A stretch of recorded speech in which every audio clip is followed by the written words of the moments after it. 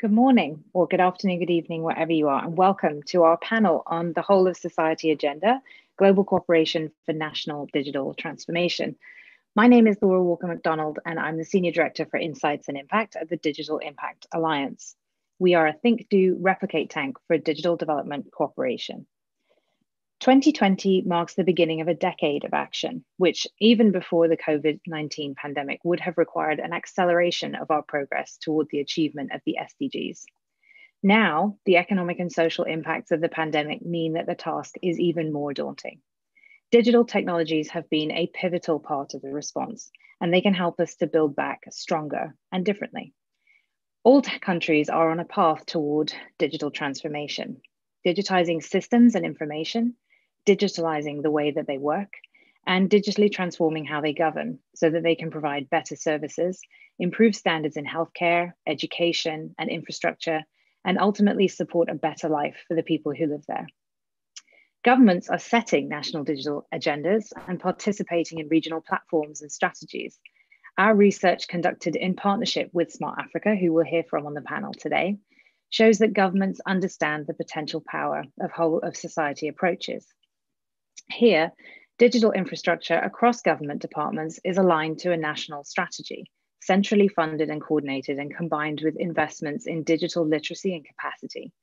As you may have seen in our main stage panel this morning, donors and international system actors too are clear that they should put country governments in the driver's seat and work cooperatively to support locally driven digital development. In this panel, we'll explore the experience of national digital transformation a bit further from three distinct perspectives in three conversations. We'll start with country governments, and we'll hear too from international system actors, from technology service providers in the private sector. You'll be able to ask questions through the app, and I'll pose them to our panelists as we conclude each of the three conversations. We hope that this discussion will help us to understand what would have to change to make digital transformation easier and speed us along toward our collective goal of achieving the SDGs. So let's start with the country level experience. And I'm really delighted today to welcome a distinguished panel. Didier Nkurikiyimfura from the Smart Africa Secretariat is the Director of Technology and Innovation there, and Dr. Katherine Getao, who is a board member at the ICT Authority of Kenya. So I think that you're both going to enable your cameras for us now. And Didier, why don't we start with you? I'll introduce you quickly first. So prior to joining Smart Africa, you served as Director General in charge of ICT at the Ministry of Youth and ICT of the Government of Rwanda, and also held positions at the Rwanda Development Board, the Rwanda Information Technology Authority, and the National University of Rwanda. And you have both bachelor and master's computer science degrees from the National University of Rwanda. So welcome and thank you for joining us. And my question to you, Didier, is actually, could you tell us a bit about Smart Africa and its mission, and share with us what digital transformation means for your members? Thank you very much, Laura. Very good morning or afternoon, depending on from where you're joining this conversation today. And a very great pleasure for me to be with you today. Smart Africa is a bold and innovative commitment from different member states in Africa to accelerate sustainable socioeconomic development on the continent and usher Africa into a knowledge economy through affordable access to broadband and ICTs. It started in 2013 when several heads of state met here in Kigali, where our Smart Africa Secretariat is based. And they decided collectively to work together beyond the efforts that they are each of them leading in their national countries, in their own countries, to join forces and to bring the power of a market of 1.3 billion people in Africa. But more than just a mere commitment, each of the head of states committed specifically to take this ownership, the ownership of this initiative at their own level. And today we have 30 African member states which are part of Smart Africa. It's led and chaired by President Kagame, President of the Republic of Rwanda, and it's a market size of approximately 800 million people. The remaining countries are in the process, different process of joining Smart Africa. this initiative. So through Smart Africa, African head of state and government committed to support socioeconomic transformation of Africa through smart implementation of ICTs. And by doing this, they decided to choose specific projects and specific initiatives that they will personally champion, while at the same time providing their own leadership in digital transformation in their own country.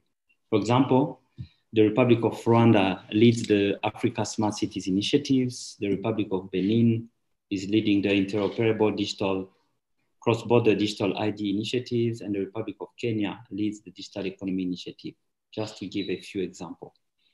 And it's not only about member states, it's also about private sector members, which are part of Smart Africa. This includes Microsoft, Facebook, MTN, Orange, PwC, Tata Communication. It's a long list, over 40, around 45 private sector members, but also international organizations such as the African Union Commission, the ITU, the African Development Bank, and the GSMA. So for us, digital transformation it's a very important topic. Why? Because number one, it contributes to the economic growth. You said it well, Laura, more than ever, digital economy means a lot for countries and means a lot for the economy. So without a clear vision around digital transformation, countries are missing out. Secondly, it expands the business opportunities because it gives access to new markets. It gives opportunity to access new industries, new business models.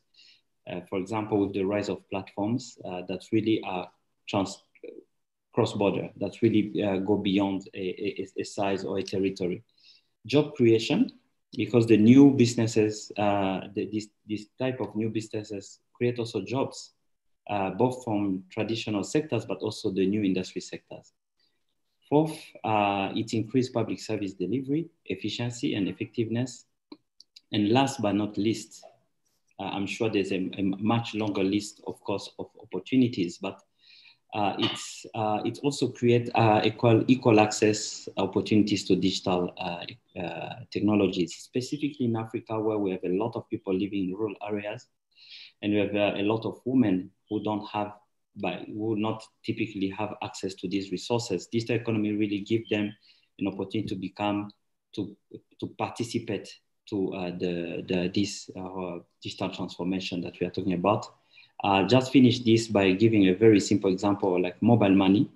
In Africa, the ratio of the access ratio to traditional banks was never allowing people to be digitally to use digital means to pay. But today, when with mobile money, which has grown tremendously across the continent, people are able to access financial services that they weren't able to access before.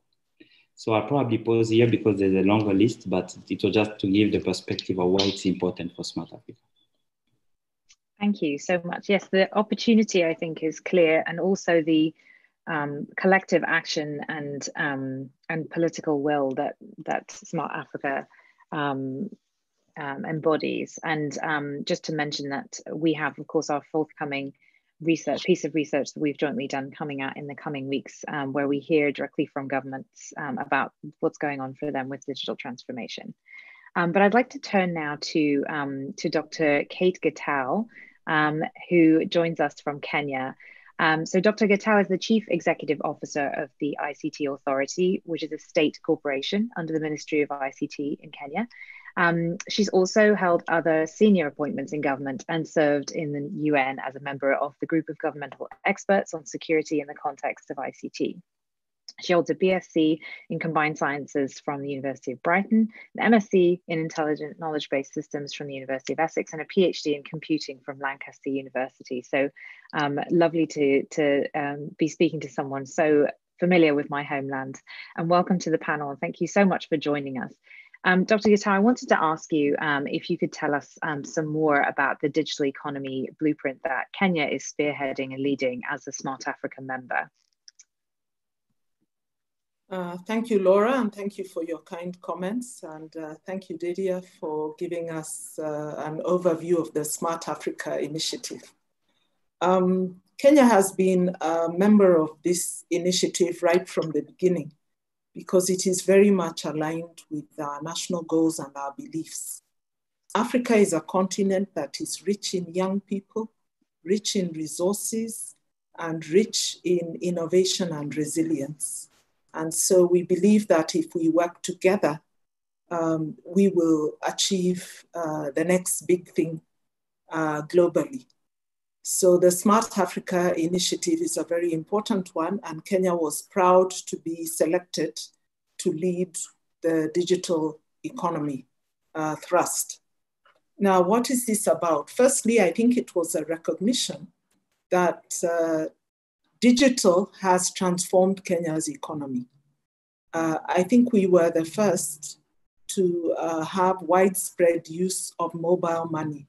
And this transformed the ordinary people of Kenya, who at the time, only 4% of them had bank accounts, to a state of affairs where within a few years, more than 80% of people had a wallet, a place they could keep their money, a way of easily transacting digitally and transferring the money to where it needed to go.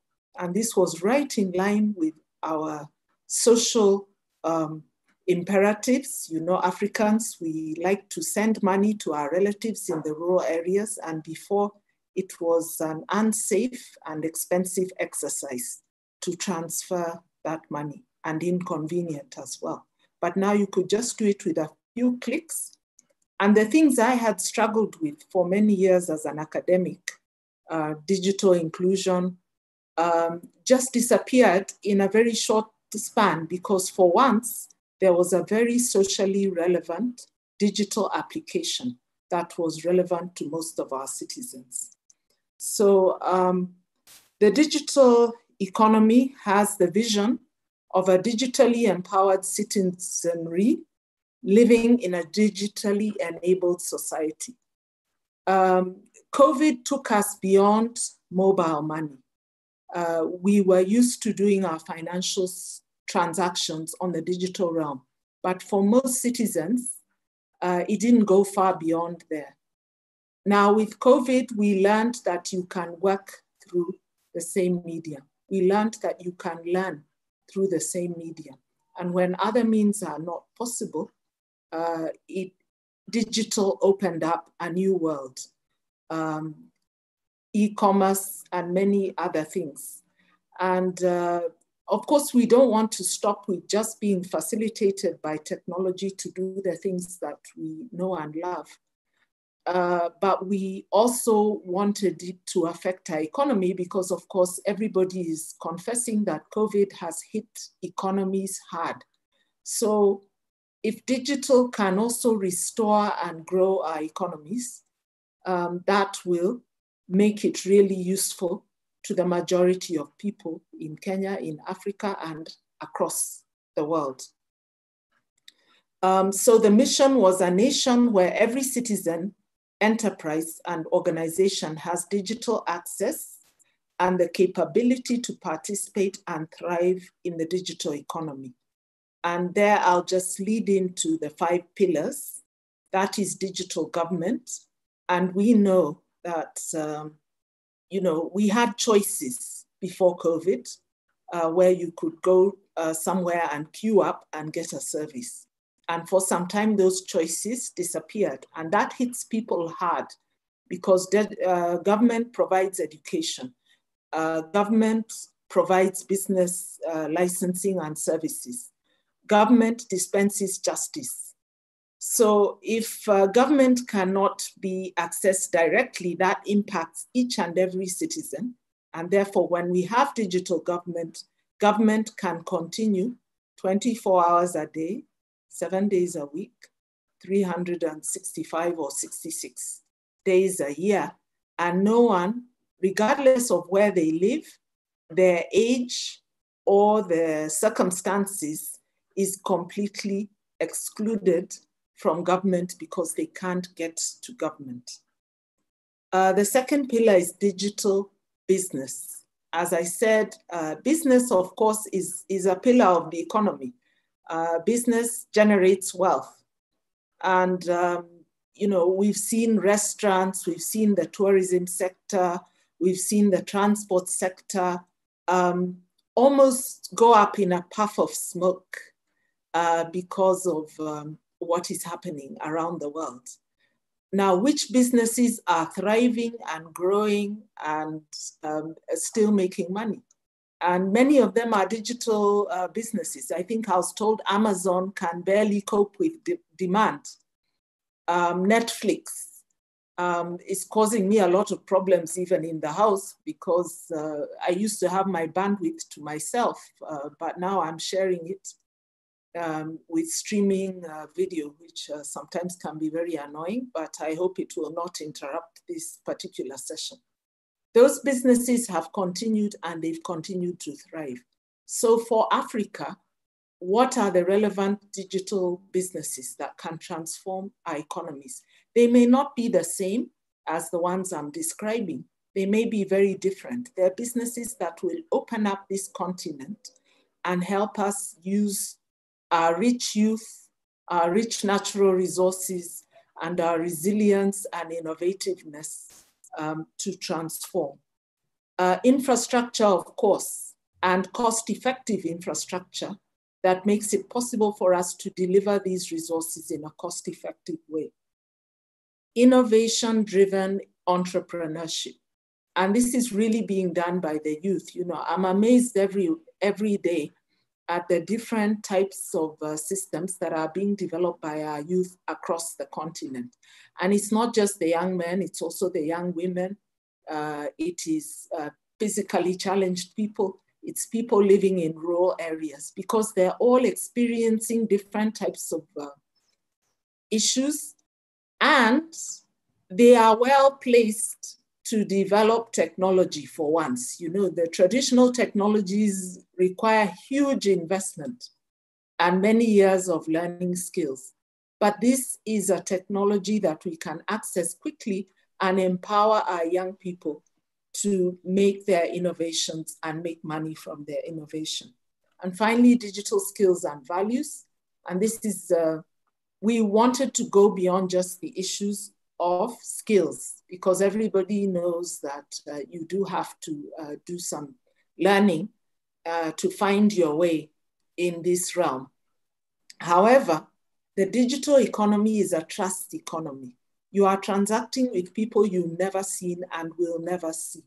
You are parting with your money and waiting for goods to be transferred, sometimes instantly, but sometimes days or weeks later, and from a different part of the country or a different part of the continent or a different part of the world. If you cannot be trusted, your digital economy is nowhere. So we have to not only build the skills, the right skills in our young people and in our older people and everyone, but also the kind of values that make them a trustworthy society. I don't know if you want me to say more, but maybe I can stop there for now. Well, perhaps we're getting some wonderful questions coming in from the audience, actually, and do continue to share them. And I think one around the impact of COVID on the expansion of digital access you've touched on. Another is around where as COVID is prompting all this innovation and expansion of connectivity and access to these services, how can we ensure that expansion and inclusion, that expansion is inclusive and includes the most marginalized and most vulnerable in communities? So that might be something perhaps that you could both comment on just in a couple of minutes. Perhaps Dr. Getao, we might just pick up on, continue with you. And so how is Kenya looking at making sure that this big jump in digital connectivity and services is inclusive? Okay, so I'll just mention a few things. One is that there's a task force that was set up to realize the digital economy blueprint. And one of the things they've done as they've been working is that they've said we must add a sixth pillar, and that is the inclusiveness pillar to address the needs of the marginalized in society. Because it's very easy for those of us who have access to devices, access to broadband, and access to skills, to forget that there are disabled people, there are street children, there are people living in remote locations.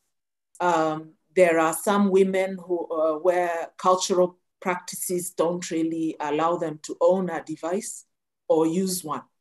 So we don't want anyone to be left behind, and this is emerging as the sixth pillar of our digital economy, even though it doesn't appear in the current document, but the task force has brought it in. So we're conscious that digital is not always inclusive, and we're doing something to address it. When we started the digital literacy program at the ICT Authority, we decided to start with primary school, and many people said, no, that's not it. You need to put technology in the universities and the high schools. But one of the reasons for choosing primary school is that there are primary schools everywhere in Kenya. Recently, my young people, because I have young people across the country who support this program, were asking me for a motorboat, because we even have primary schools in the islands off the coast of Kenya, and we also have islands in Lake Victoria with sparse population, but with a primary school. So we felt that one of the ways of making sure that everybody got these skills was to address the youngest of our children and the ones who get free primary education in Kenya so they can all attend school, and the ones where every community has a primary school. There are more than 24,000 of them across Kenya. And so far we've equipped almost just over 21,600, can't say the exact figure. So this is one of the ways in which we make sure we're inclusive. And as we address the primary school, we also address the special needs schools. There are more than 300 of them, which have the physically challenged children. And we designed a solution especially for them, those with visual disabilities, also the ones with hearing and speech disabilities, and the ones with cognitive disabilities. So this is one way, just making sure that every Kenyan child has access to this technology. That may only bear fruit. I don't know whether it will bear fruit in 5 or 10 or 15 years, but that was one of the ways of addressing inclusiveness. Thank you so much for that, Dr. Getao. That's a very, I'm sure that those specific examples can be found in every sector, but that was a really wonderful one. I want actually now to turn back to Didier. We have had a really wonderful question from the audience, which mirrors one that I had for you, which is turning back to this issue of global cooperation for national digital transformation. How do you think that the development community should change to become a more effective partner for national digital transformation? Thank you very much, Laura. That's, I think, a very, very important question, because we cannot talk about digital transformation without cooperation. So cooperation is extremely important. But before putting in perspective this question, I think it's important, first of all, to understand the challenges which are faced by, that governments are facing around digital transformation. First of all, everything starts with a clear strategy, a clear vision and a clear strategy. And that's why I would like to commend the work that Kenya did for Smart Africa, because by developing the digital economy blueprint, it creates really a reference model for countries to develop a clear vision. You'll be surprised that sometimes countries are implementing projects and initiatives, but which are not coordinated or which are not aligned towards one clear vision. And that's where digital economy and digital transformation strategy are very, very important. Secondly, such strategy need to be able to define specific, a clear governance on how to implement these projects, how collaboration takes place with government and other stakeholders, and also need to be able to narrow down to specific projects which are going to be implemented over a certain number of years. Most of the time it's a 5-year plan. That's the starting point. The second part is many countries at different levels. We're talking here about Africa. Africa is 54 countries. Countries which are different level of legal and regulatory framework. Some countries are more advanced, others are still lagging behind. So there is always a need to understand that it needs to be focused to the context. What you'll see in Kenya, for example, will be different from what you'll see in South Africa or what you'll see in Rwanda or in Togo, just to give some names, because they are in different levels. So also the maturity of the ICT sector is at different levels. Third is many countries are facing challenges in investment in key digital enablers of the digital economy. We can talk about digital infrastructure such as the national backbones, data centers. Currently, Africa has a very limited footprint of data centers compared to the rest of the world. A recent study was talking about 1% of the total data centers footprint in Africa. Of course, there are different challenges preventing that. But there is also an opportunity. Where there is that challenge, is also definitely an opportunity. We talk about digital ID because there are a lot of people who don't have a way to transact officially because they don't have an official ID and digital ID. I can name different challenges. And the point I'd like to make here is that, again, these 54 countries are in different levels. When we want to support, when we want to collaborate, we need to be and to make sure that we understand that what we're doing need to be connected to the local reality. I'm saying that because sometimes there's a disconnect between the global cooperation and the partners who are coming, where sometimes there are supply-driven initiatives that comes because there is maybe an innovation or a certain way, a certain direction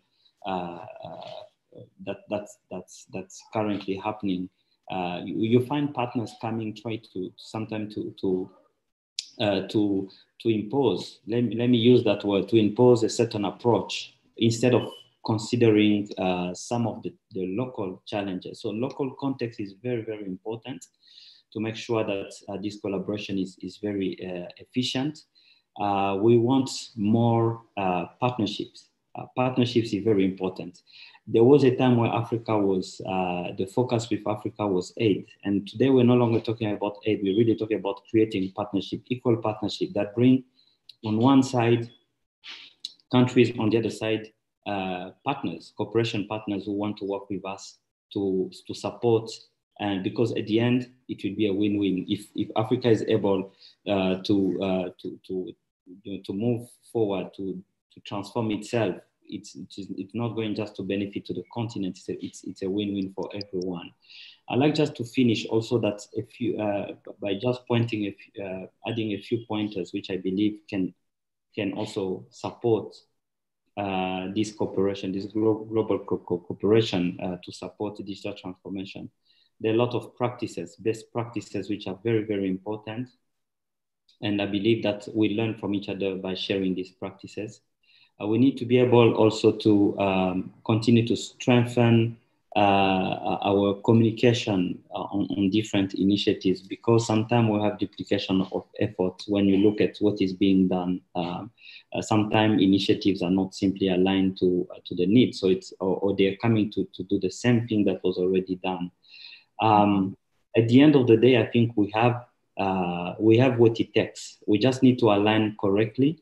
I'll finish probably by talking about skills, because skills for us at Smart Africa is very, very important at all levels from government, private sector, civil society, and also academia and the general citizens. Skills are very, very important. We cannot talk about digital economy or digital transformation without building the right skills. So maybe to close on this point, I think cooperation is very important. I think there is no doubt about it. But making sure that we align and we understand each other is very important. And that's why Smart Africa was created, because the idea behind Smart Africa was actually to support this collaboration, not only intra-African collaboration, but also collaboration with external partners who are really, truly interested to support the development of the African continent in both its uniqueness, but also in the diversity that the continent represents. Well, I think that we need to move on to the next small group conversation now, but I want to thank both of you for those very thoughtful comments. And I think they set us up for a good conversation now as we move on to talk about the international system experience. But Didier, Dr. Getao, thank you so much for being with us today. I'm going to move us on, as I said, to talk to three representatives of our international development system. We will be hearing from Robert Opp, who is the Chief Digital Officer at UNDP, from Björn Richter, who is the Head of GIZ Sector Program Digital Development, and Kerstin Jonsson Cissé, who is the Head of the Unit for Globally Sustainable Economic Development at the Swedish International Development Cooperation Agency, or SIDA. So Robert, I see you there. Okay, so we're going to come to you first. So I will introduce you as we kick off this small conversation, which will really look at this issue of global cooperation for national digital transformation from the perspective of international actors. So Robert, you're the Chief Digital Officer at UNDP, which is the UN's Global Sustainable Development Organization, working across 170 countries globally with more than 17,000 staff. You lead the digital transformation for the agency. And prior to that, you were Director of Innovation and Change Management at WFP, the World Food Programme, a management consultant with the Boston Consulting Group, based in Singapore, have served in various other roles in the UN, and started off at Canada's IDRC, focusing on peace building in post-conflict countries. So welcome and thank you. So 17,000 staff all over the world, that's a lot of people. I wanted to ask you about some of the context from within UNDP, which is one of many complex organizations in the international system. How are you looking at digital transformation, both internally and externally, particularly in light of the current pandemic? And how are your colleagues in country approaching national and regional digital transformation agendas? Yeah, thank you very much, Laura, for having me here. It's a pleasure to be with you. Greetings to everybody who's joining. Yeah, you're right. The UNDP is going through a digital transformation that was launched last year. So we were already before COVID investing in our digital transformation, which really comes as a result of our conviction that the context in which development is happening today is fundamentally changing. Part of that fundamental change is a result of the digital technologies that are available. And those are both having positive impact in terms of opportunities to embrace that for development, as well as less positive things like some of the challenges around misinformation and so on that we see. So we had this digital transformation in place. You know, it's not an easy job to take an institution that's 50 years old, has developed a certain way of doing things, and really try to actually look at all of our programmatic side and understand what needs to change. Locally, we have been adjusting very regularly over the last several years, but as a coherent and systematic approach, it's been a little bit fragmented. So my role is really to try to bring that together. And as we were doing that, COVID hit. And so everything changed at that point. Mostly what we saw was an acceleration, of course, of how we use digital inside the organization, but also an acceleration in the urgency from our partner governments who are expressing interest, requests for support around how can they embrace digital to respond to the COVID challenge. So we really just saw this huge acceleration and swell of greater interest and urgency. What we see from governments is that there are requests kind of across the spectrum, from all the way from, can you help us connect our civil servants so we can keep working as a government, to how can we adopt tools and platforms that help with either health support and response, or messaging platforms for citizen engagement. How do we move government services online? And then all the way up to some of the questions around policy, regulatory frameworks, and overall support for digital transformation. And so what we see as a result of that is and this is, I think probably kind of getting to the point of where the last speakers were headed. At the country level and regional level, we see different kinds of requests that come from different parts of government. Sometimes they come from one ministry or another. Sometimes there's more of an effort to have a broader, holistic approach to digital transformation. But this is what we sort of see because countries are starting from different points, as organizations are. And so what we see is that we really need to kind of look at how we can support governments with a more holistic sense of how digital transformation can be inclusively implemented in their countries. And that's why the work of Smart Africa and other organizations like that is so important, because we need to share information and lessons around this. So I'll leave it there for now, Laura, but happy to answer any other questions. I'm sure that there will be some. Thank you. That's very helpful and helps to link the two very effectively, I think. I want to turn now to Björn from GIZ. So let me just check that we are. Yes, there he is. Okay, so welcome and thank you for joining. So Germany, let me just, there we go. So your team at GIZ is currently advising German Development Corporation on digital transformation and supporting the German Federal Ministry for Economic Cooperation and Development and partners from developing countries to develop innovative digital projects. And prior to your time with GIZ, you've been working, you worked for 10 years in the media business and then joined German Development Corporation, focusing on advising senior representatives of partner countries in the ASEAN and SADC countries, as well as Afghanistan and Pakistan. And currently, Germany holds the presidency of the Council of the European Union, which means that you're working very closely with other EU member states in the Digital for Development Hub. So I wanted to invite you, if you would, to talk about some of your regional collaboration around regional collaboration on digital transformation. Could you share with us some of what Germany is leading on this issue? Yes, well, thanks. And I think I pick up where Robert ended.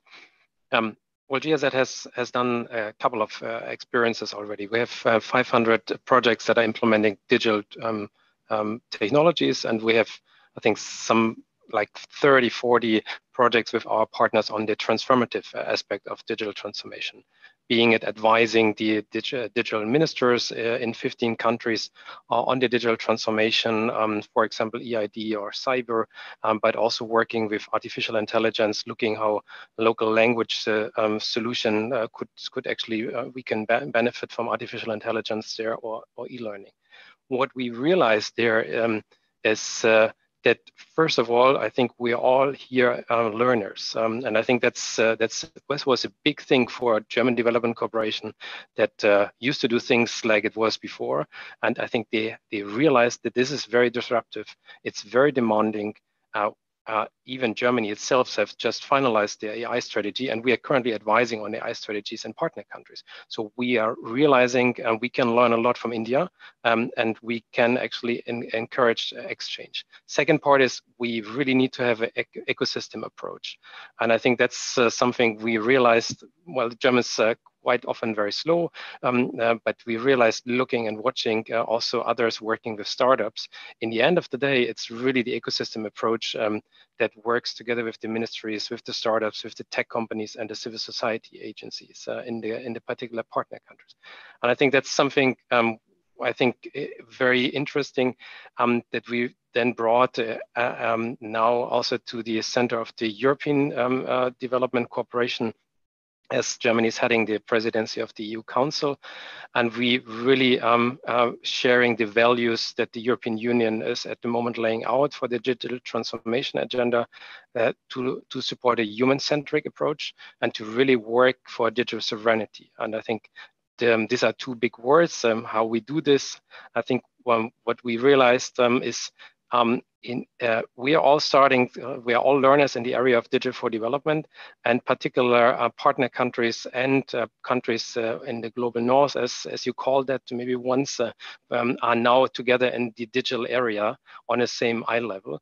And that's why we said we want to start a digital for development on the same footing in Europe, and we call this the D4D partnership, which is actually which will be launched under the German EU presidency, and will hopefully mark a new area of joint cooperation on the European side.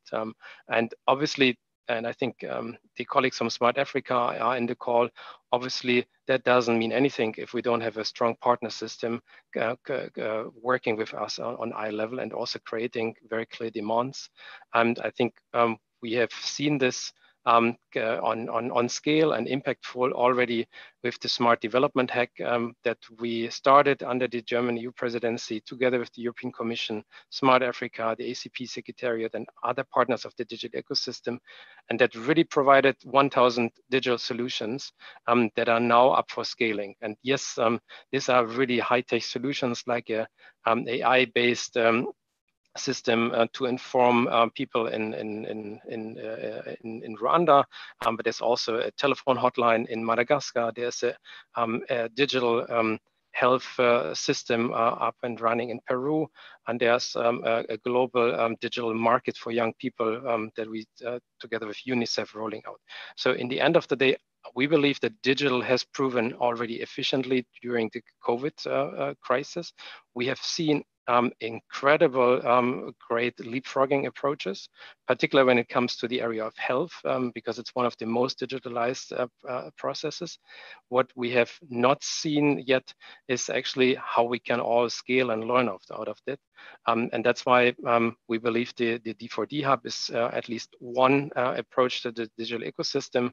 And from our point of view, and trying to link to what the colleagues from Kenya has said, from our point of view, the digital entrepreneurship, the innovations are important, but it's also extremely important to now work with the African partners, with the Asian partners, with the partners in Latin America on what we call digital sovereignty. Not the sovereignty of Europe, but actually the sovereignty of the partner countries. And we want to do this with a project that also will be launched with the D4D Hub, where we would like to foster local data markets. In the end of the day, basically making sure that data value creation is staying in local countries and global actors can actually interact and really have certain kind of regulations and data centers that this new form of digital economy is benefiting locally, but is also steered globally. So, and that's one of the small attempts I think we want to bring to the discussion. And we see that the partner system, and in the end of the day, that's what it's all about, is really requesting from us. We can't do this alone. It's an ecosystem approach. And we always start with partners from tech companies, from partners countries, but also from the European scale. And we have a lot of things to learn. And that's why thanks for that sharing, and also thanks for the policy brief. It really is an important discussion. Great, thank you so much, Björn. So you're referencing a report that we have yet to publish, which will be winging its way around the world in a few weeks' time. And this conversation that we're having today will be very helpful in rounding out some of our recommendations for how we can work together on digital transformation. But it's fantastic to hear the ecosystem approach that the German government is taking this at the moment. So I want to turn now to Kerstin, who heads the unit, as I said, for global sustainable economic development at CIDA. And prior to that, you were the lead policy specialist on agriculture, forestry, and food security, and country director for CIDA's cooperation with Mali and Burkina Faso. You spent 11 years in West Africa working on agroforestry, humanitarian, and post-conflict development cooperation, and hold a doctoral degree from the Swedish University of Agriculture Scientists. Thank you so much for joining. I'm so glad that you have. And I wanted to ask you to bring in CIDA's focused on ICT and digital in development for some time, and you are a core founding donor of DIALS. And so we've had the benefit of your approach to digital development for some time. It would be great to have you share some of CIDA's approach and some of the elements that you think are important to that. And also to ask, we've heard some more collective approaches and certainly calls for that. What would be your recommendation to colleagues in the international system for how to better support national digital transformation? Thank you, Laura, for inviting me to this panel. And it seems like we are not too different in our approaches. We all talk about collaboration and alignment, etc. And well, even before COVID-19, I think we had seen an increased interest for digital transformation. And one effect of that is that, well, all of the many actors respond by adopting new agendas and new strategies. And I see a risk with that if we all focus on working towards our own priorities. So that could be a huge disadvantage if we do not prioritize the central and crucial work that we have in coordination and alignment. Just to start with what, as SIDA right now, we have also been developing our own digital strategy very recently. And still, the digital strategy is just a starter. We need to work with continued work for institutional culture and knowledge to systematically promote the digital ecosystem approach and work together with stakeholders to ensure that both the digital opportunities and challenges are addressed. One foundation for Sweden and for SIDA is to work with digitalization is, within the digitalization is the support to open and free, secure internet. And we also want to underline the special emphasis on gender and the women's role in development. And this comes back to then leaving no one behind and leaving no one offline. And of course, the gender gap is very central to the Swedish approach.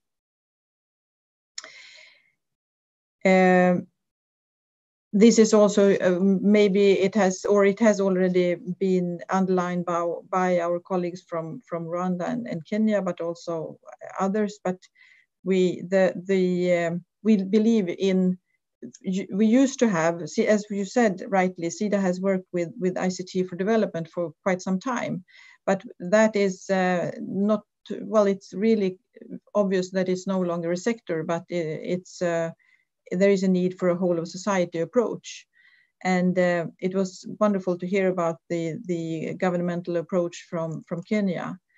And I think that this needs to be combined with investments, not only in hardcore investments in the access itself, but also digital literacy and capacity building. We are very happy to hear about the European efforts with the D4D hub. There Sweden is also an active partner. We want to remain an active partner in that. And also in that sense, I wanted to underline the principles for the digital development that has been developed by DIAL, by donors, and it's we need to. The principles for digital development helps us to have a right approach and also to have a framework for the training of our people and counterparts. But you asked about some recommendations. Well, I think that the recommendation is to keep on understanding the digital transformation and integrate that understanding within our organizations. And one way of doing it, we work closely with DIAL, as you mentioned. SIDA is a founding partner, and we are committed to the work of the Digital Impact Alliance. We also, again, when it comes to digital capacity development, we also believe that it's necessary across all sectors, and also agencies, multilaterals, partner countries, and implementing organizations. And we believe that a coordinated and aligned effort will lead us to new tracks for development. Maybe that in some tracks that might be missed if we don't work together. But finally, and again, I wanted to come back to the most important, and that is that we need to keep in mind the commitment to leaving no one behind and leaving no one offline. And that is that we need to continue working with several partners through multiple approaches and keeping the focus on the persistent gender gap. And I guess that there will be also Well, I'll stop there, and we'll see. I would have some final notes that I wanted to add, but the keeping women in line, keeping women in a focus position is very important to Sweden. Thank you. Mm-hmm. Thank you so much. Yes, there's so much to pick up on, and one thing that I'm very conscious of is that we don't have on this panel. And we don't have time today to dive in depth into the role of civil society in digital transformation, particularly in providing critical scrutiny and checks and balances. But this is something that's very important to us, and I think we'll pick up on later in the year at the Africa Concordia Summit and in other venues and times. But that is, for me, one important way in which we provide checks and balances around government digital transformation and keeping a lens on inclusion. So I would very much welcome hearing your further thoughts. But I wanted to see if I could invite the others, Robert and Björn, to also comment on what would have to change. What would be your recommendation?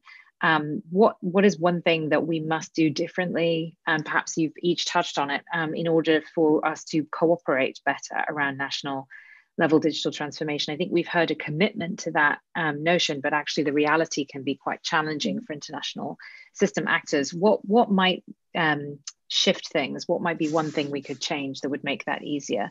Perhaps, Robert, if I come back to you first and put you on the spot. Sure, no problem. And I see there's a few questions in the comments there that I know you probably don't have time to get to about UNDP's digital transformation and so on. So I apologize if there's not time, but would love to get into that later. And people can go to digital.undp.org for more information. Just on your question, I think assuming that the will is there, so I'm not going to say it's the will of people or the motivation. I'm assuming the will and the motivation are there. I actually think we have a fundamental problem of discoverability. And what I mean is that there are many organizations that offer many different aspects of support. There are many countries and entities within countries that need support, but they don't know how to find each other. And so some basic knowledge sharing, experience sharing, the kind of almost like a matchmaking process, I think would help us get quite far, because people just are not aware of what others are working on. So I know that's a bit simplistic, but that's sort of what I would call for. So more people sharing what they're working on and finding ways to aggregate that. That's certainly that would be an important change. And Björn, what are your thoughts? Well, I think two things. Also answering one on the chat. First thing is speed. The development, the current procedures of planning and implementation are not really up to speed to digital transformation, nor can we really meet the request from the partners alone. And I think that is really a fundamental difference to classical development cooperation. We are here for a joint walk, and it's not to think that we can spread some wisdom and experiences from the last 30 years from somewhere, but we have to develop this jointly. And sometimes partner countries are the ones leading here, and sometimes they're tech companies, sometimes it's civil society, and we really have to bring the best ideas together and develop a coherent planning procedure. I think we have done that with the Smart Development Hack, as that was one of the ideas to see if this works on global scale. Estonia has done that as well. The UNDP is doing that in a lot of countries.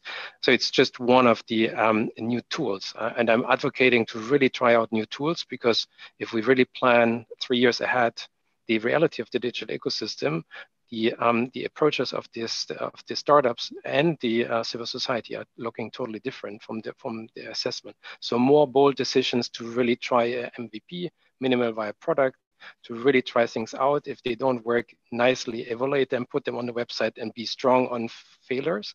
And then in the end of the day, really learn from successes, bring them really to the audience as more or less an open source system. And I think I don't see that yet, and I would love to encourage the international community to do so, because without that, I think there's not a real role of development cooperation in general in here. And the second part is, there was a question from the audience saying, can we Do you look at the Global South for innovative solution that can help digital transformation at the Global North? I think we here very clear saying it's a both side approach, and we are far from saying there's a sandbox on African soil where the European tech companies can play out their business models. That definitely doesn't work. But it also doesn't work that the European digital market is not open enough that M-Pesa can actually enter this successfully. And I do think we have to really on eye level negotiate this and see how the digital markets that are establishing everywhere are interconnected and are human-centered. And in the end of the day, then the digital solution there's no border for digital solutions. And yes, the Global South can also get a lot of help on digital transformation from Rwanda and Kenya.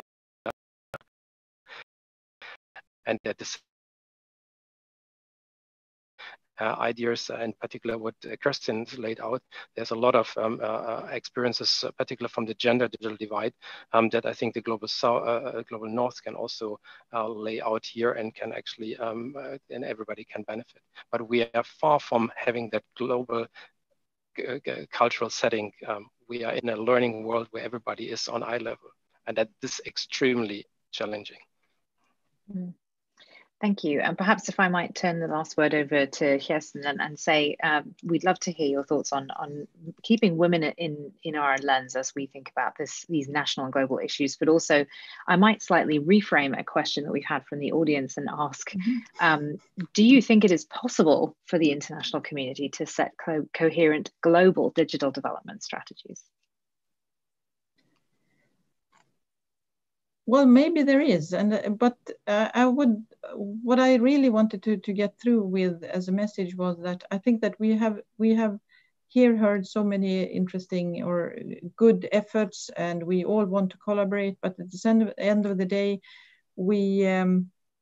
we need to stop thinking in silos and raising flags, as if I may say. And we as donors often want to build our own programs and own initiatives, and sometimes it becomes duplication and a lost effort. And it's not very complicated, like Robert said earlier. The solutions may not be so complicated, but we need to act as donors also to hold in or to hold on to our efforts. And just as we do in ordinary development cooperation, we need to be predictable. And even if we're learning by doing, we need to keep up the good work. Maybe there will not be one solution for the whole global, for the whole globe, one global solution. But I would really like to underline the necessity to not work in silos and to join hands and to define the settings. Of course, I think that there will be more about the private sector's involvement, but that is the other one that I really wanted also to underline. Donors, civil society, think tanks, we are all only a small part of the whole arena, and the private sector and the possibility to mobilize capital would also be necessary to have in the debate. Thank you. Thank you. And what a perfect segue to our third mini panel and conversation. Thank you so much. I barely need to be here. So I'm delighted to thank, first of all, our panel of international system experts. It's wonderful to have you with us, and thank you for your perspectives and insights.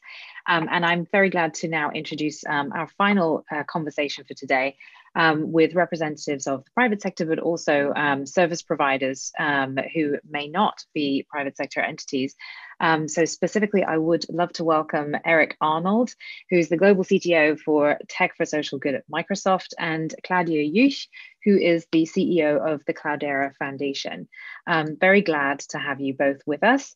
And Erik, I'll start with you. So you joined Microsoft in 2017 as the Chief Technology Officer for the Tech for Social Impact team. And prior to that, you were for 9 years the Chief Information Officer at Path, which is an international nonprofit focused on global health. And for 15 years, you were at a privately held Bill Gates startup. You're on the board of directors of Seattle Goodwill Industries and on the technology advisory boards for a variety of social impact organizations in both the public and private sectors. And so an excellent panelist for us today. And Erik, I wanted to ask you, we've heard a lot and had a wonderful segue into this panel from our other panelists about how hard it is to do digital cooperation for country governments, for international system players. We've heard a call for capital. We've heard the desire to have private sector players in these markets, but also a desire to support local innovation. What, in your view, is the role of the private sector here? Yeah, first of all, thank you, Laura. It's a pleasure to be part of the panel, and hello to everyone in the audience. Absolutely, I believe private sector does have a role in this, and otherwise I would not have joined Microsoft. And generally speaking, private sector actors have the ability to invest and deliver solutions at scale and deliver those solutions quickly. Bjorn's point's well taken in the last panel. And indeed, I believe that private sector has a shared responsibility to make these investments. However, particularly in the global South, it's not a matter of what technology can do. It can do almost anything. Rather, it's a matter of what it should do. And technology is not the answer by itself. And so in this shared responsibility model, it's important to acknowledge that the private sector is not the trusted partner and should not lead these partnerships. To be successful, we must work with civil society, with governments, with academia, with nonprofits to identify the needs and the ethical approaches to solve for those needs.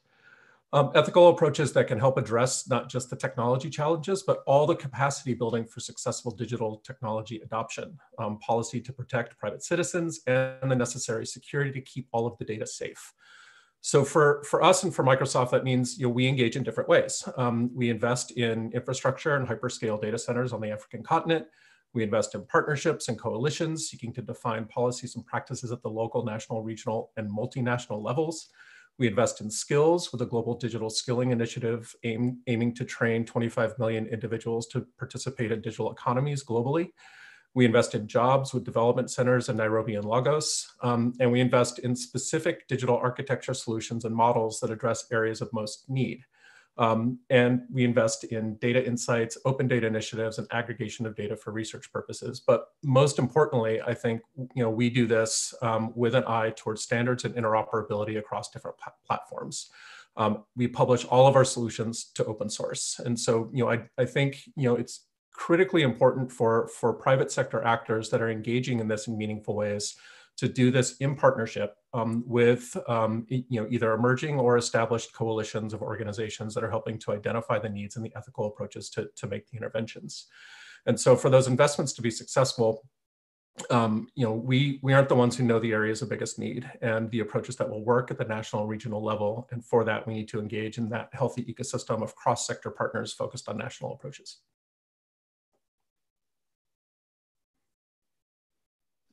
Thank you. That is a very helpful set of recommendations. Okay, so we'll have some questions for you subsequently, but I want first to turn to Claudia. So Claudia, welcome to the panel. Thank you for joining us. You're the founding CEO and a board member of the Cloudera Foundation. Previously, you were Associate Vice President at the Rockefeller Foundation, leading the organization's Strategic Insights Division, and a Vice President at DB Research, Deutsche Bank's think tank for trends in business, society, and financial markets. You have a degree in information science from Cologne University of Applied Sciences and an international MBA from the University of Cologne. Welcome and thank you. So you are the CEO of a foundation which provides support to implementers who are involved in the work of digital transformation. Can you tell us a bit more about how your organization supports digital transformation, and what are the challenges for an organization with your business model, grant-supported organizations and your grantees, of cooperating in this space? Thank you so much, Laura, and I've greatly enjoyed the panel discussion so far, and I hope that my comments will build nicely on what's been said before.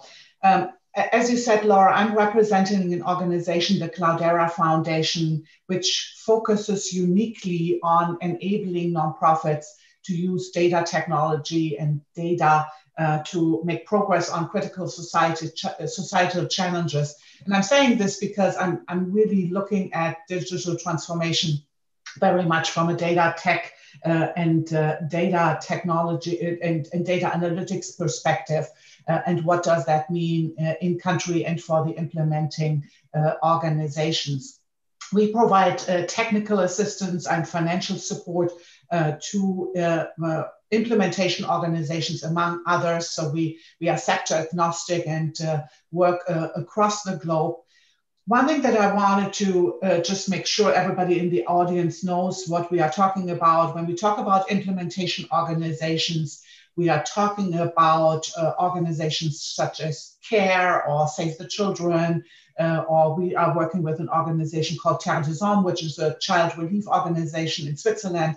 And these organizations are funded by organizations that you heard from before, GIZ, ZEDA, USAID, and others, to basically do work in country often on behalf of the government. And so in our case, this means in the data space, these organizations are funded to collect data, to develop data analytics models, and then to make the data available to guide decision-making in fields such as health or education. So what challenges are these implementation organizations that are grant funded facing in those settings? And I want to highlight three points here. The first one is really related to governments, and we were talking about earlier that especially in low-income countries, often governments haven't had the capacity to develop, to implement, to enforce national data strategies. And so in the absence of these, and you have to imagine, if you're not in the development field, but listening in from another sector, you have a large number of these implementation organizations working in parallel in a country, in a region, on the same topic or kind of different aspects of a topic. And so you could say, well, this is creating healthy competition. And in some areas it does, but in other cases, it also creates fragmentation. And it puts the onus on the nonprofit organizations to basically think about and make sure that these solutions are interoperable, that standards are adhered to, that are just in some areas are just beginning to develop.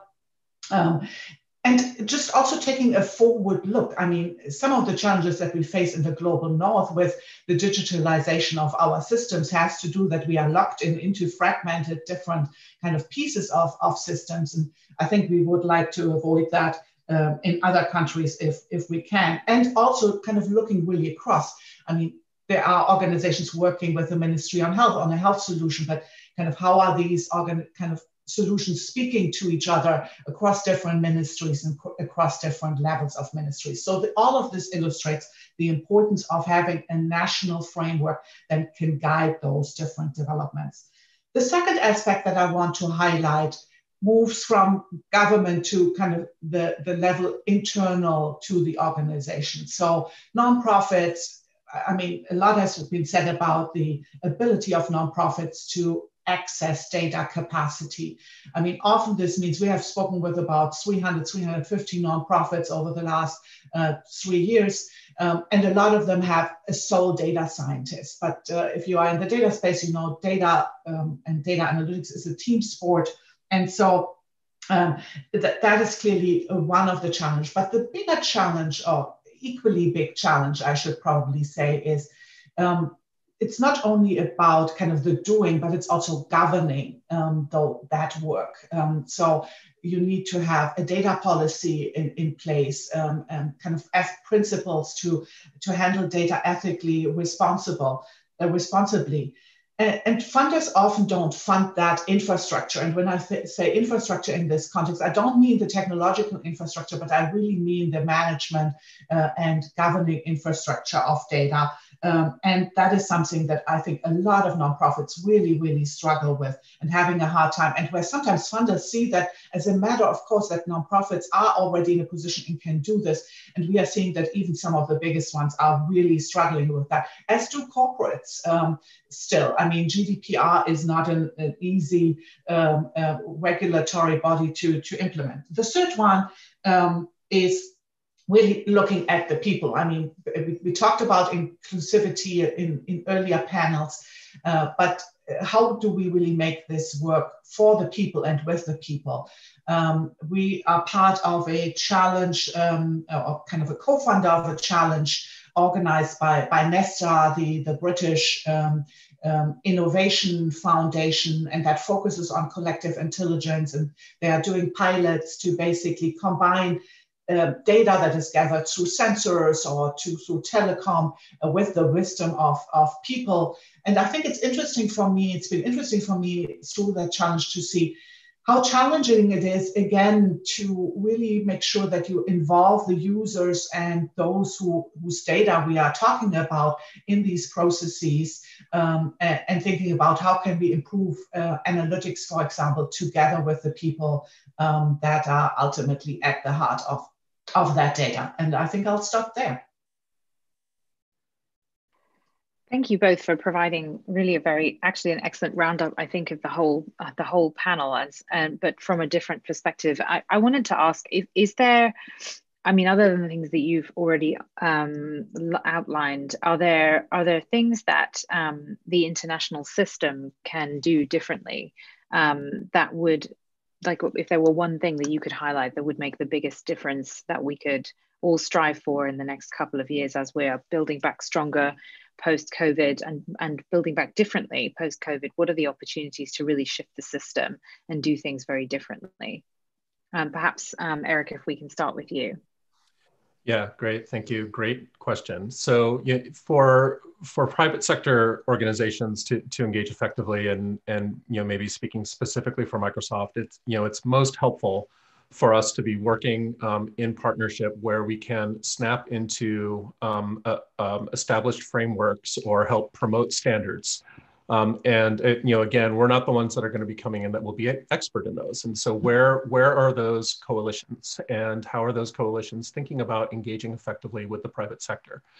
The private sector is not going to take the place or supplant traditional funding sources. We can be considered perhaps a new funding source, but as corporations and as private sector corporations, we're going to have our own set of limitations for how we can effectively engage. And so acknowledging some level of a healthy market should exist. And what does that market look like? And what are the ethical approaches that we should think about collectively for private sector to develop models and investment models and business models for realizing digital transformation at this scale.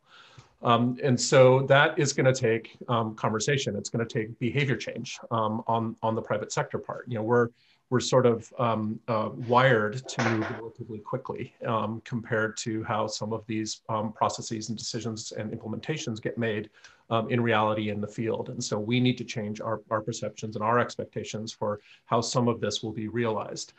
Conversely, how do you effectively engage the private sector to realize some of these solutions? And where there has been a reliance on community development and true open source for these solutions, how does the private sector engage in that model effectively to take some of those architectures, some of those approaches, that interoperability and open data approaches, and apply scaled platform technology to it, adhering to the open source standards and principles and the ethical standards established by the broader community, but also then being able to bring the capital and focus to take those and scale them to durable supported solutions at the national or multinational level. I think one aspect that I would like to highlight, and you were mentioning it earlier, Laura, is really we haven't had a representative from civil society on these panels. And I think all of the conversation that we had up to this point assumes that governments are kind of able to do the right thing for their citizens and are also intended to do the right thing by their citizens. And so especially in the data space, making sure that there are these checks and balances that protect the rights of different groups, protect the rights of women, of ethnic minorities, and so on and so forth, I think is a critical one. I think the other point, it is really about collaboration, and I know that word was used a lot of times during the last hour. But I think I'm always thinking about where are the incentives, for example, where are the incentives for nonprofits to really collaborate if they are kind of responding to requests for funding proposals and so on and so forth. I think the system is not necessarily geared towards collaboration, and I think that really has to change so that kind of within country and across regions, the different organizations are really working together towards a common goal. And maybe then the last point is what is really fit for purpose.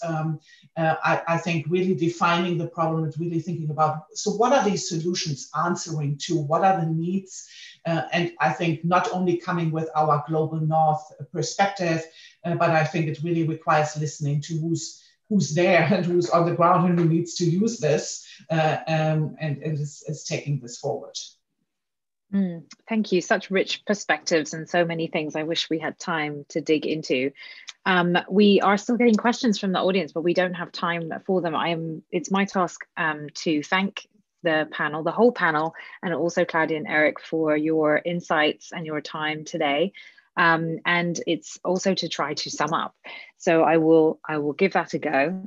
But we will also I will be putting together some cogent thoughts in a Twitter storm later on today, and then we will follow up with some analysis next week. And we will also be publishing a leadership brief that is informed by this session. So thank you. I thank you to all of you for your input. We've heard today, I think, largely about the importance of national digital sovereignty and strategies in this space, and the critical role that collective action plays both regionally and globally. We need to create the space for that collective action to flourish, for actors to come together to make global plans, to make regional and to align with regional and national plans, and then be flexible as the context changes and as governments need different things. We've talked about a number of challenges around partners imposing their own priorities rather than really coming in true partnership to countries, about the resulting duplication of effort that occurs, that the challenges around discoverability of different initiatives and platforms. And I think the interruption of the chain of governance between citizens and government when other agencies come in with their priorities and perhaps change the plan. We've heard a lot too about the need for investment in skills and both in the national level for citizens and for governments and their staff, and also for international system players and their staff, and that we are all digitally transforming all at the same time and learning from one another eye to eye. It is really heartening to hear about the more collective approaches that are being taken, and that we need to recognize that we need to fund both those system efforts and also the national level digital strategies that should hold them all together. And we've heard that if anything, COVID is accelerating this and asking us to deploy these technologies and these approaches in real time in order to make sure that people get the help and support that they need in this unprecedented moment. I want to again thank everyone, and thank you also to Concordia for their support with this event. This has been a fascinating conversation, and we look forward to taking it forward with all of you. Thanks very much.